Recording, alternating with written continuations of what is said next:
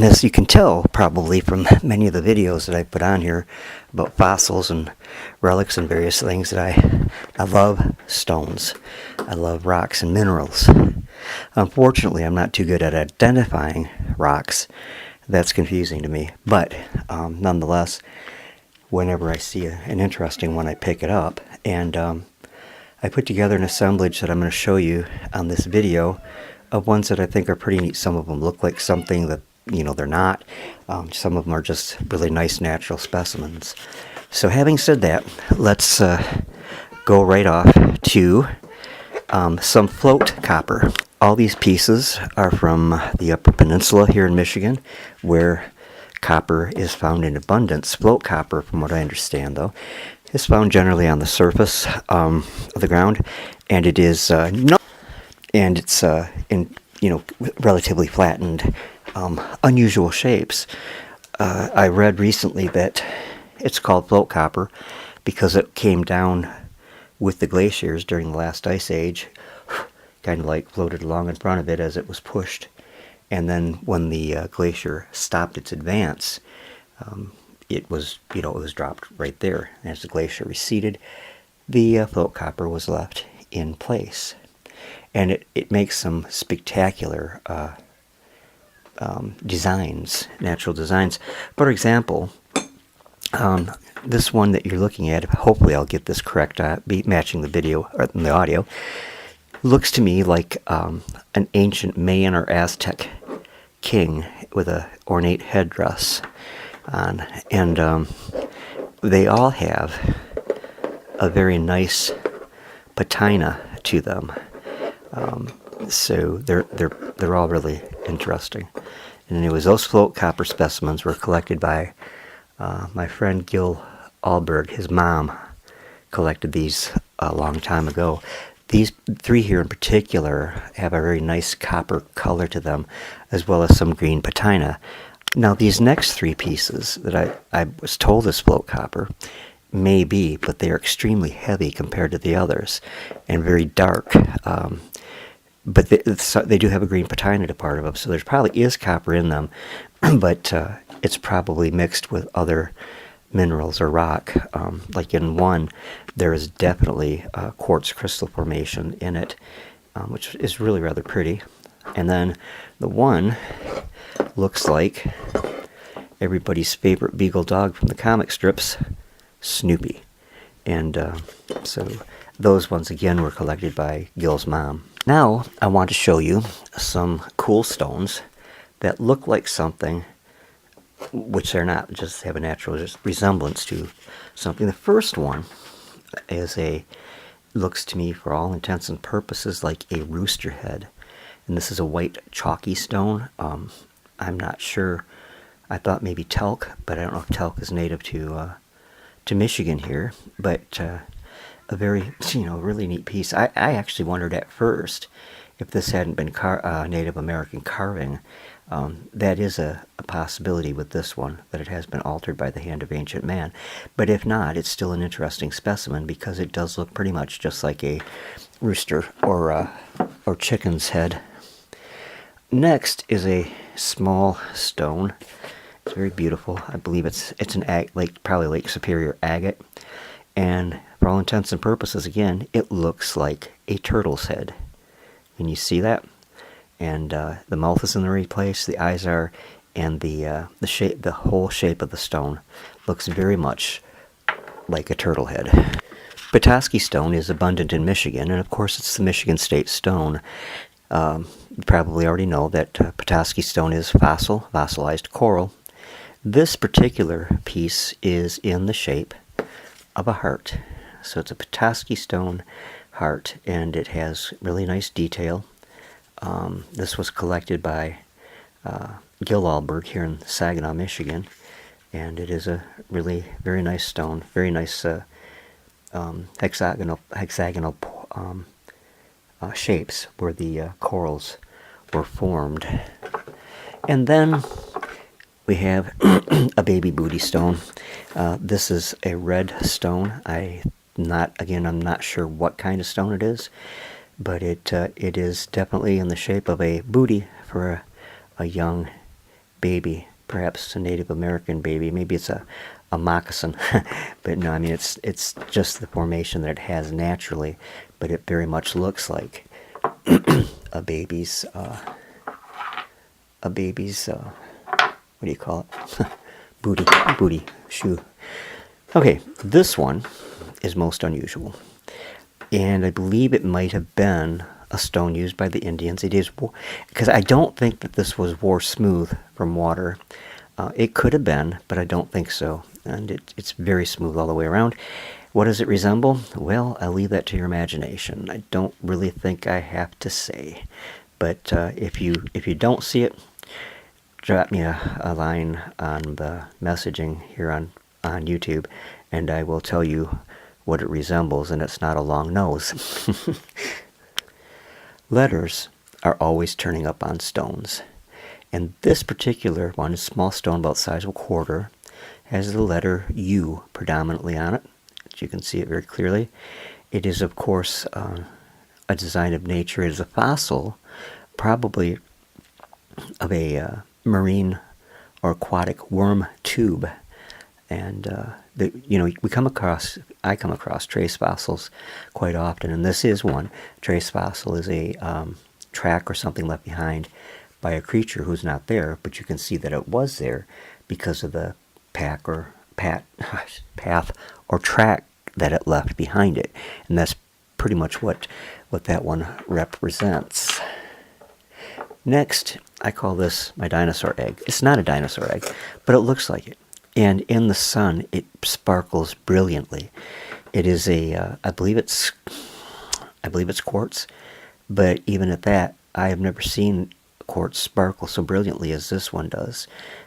So I'm thinking that the crystals that are sparkling maybe are mica or something else in with the quartz. But it definitely has the shape of an egg. It's not, but it is nonetheless a very beautiful stone, especially if you take it out in the sunlight. This is my brainstone. This is about the size of a little bit bigger than a grapefruit, and it looks like a brain. It is extremely heavy. It has some iron in it because a magnet will adhere lightly to it. I would like to be able to tell you more about it, but I don't know more about it. It was this one I collected myself, and it was on the banks of the Saginaw River, near downtown, near St. Mary's Hospital, actually. And it's just a really cool specimen of whatever. I see that cracks and fissures have formed in it since it's dried out.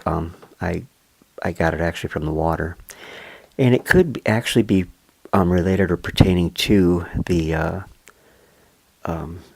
iron foundry that was there at one time back around 1900. But as you can see, it does indeed resemble a brain. This one, it's a little bit harder to see the piece on it that I see on it, but it is there. This is a red stone. I don't know what kind. I think of catlinite whenever I see red stones. This is not catlinite, of course. A catlinite is what the Indians used to make their peace pipes with. And it's a very beautiful stone that I think is found primarily in Minnesota. If you look closely here, you'll see a ridge across the stone, and on top of it on the left, you'll see what looks like a pipe bowl. So this is my Indian pipestone. It's not really, but that is exactly what it resembles. Once you see it, you won't unsee it. Guarantee, as they say. Now this piece is not a stone, of course. It's a piece of tree bark that I found on a walk here in Saginaw, and I liked it because it has a heart shape in it. The bark, I don't know, I'm not sure what kind of tree it was from. I didn't really look at the time. I wish I had of. But you can see it has a green coloration to it. It has some lichen growth on it. And again, it's just a really cool piece in God's awesome creation that took the shape of something familiar. Next is this round stone. Now this is about the size of a very large jawbreaker. When I picked this up off the ground, it was very light green, and it's turned dark with the more I've handled it. And I found that in excavating Indian sites in the past, that I would get stones that had been heavily handled in ancient times, probably because of the chemicals of the hands of the person that was handling it, would be light colored, but as I would handle them, it almost seems like it would activate the patina, which is what left behind from the person who had originally used it. I found this piece on Jackson Street here in Saginaw, Michigan.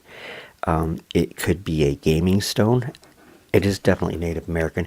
It could be a gaming stone, or it could even be a small pot boiler.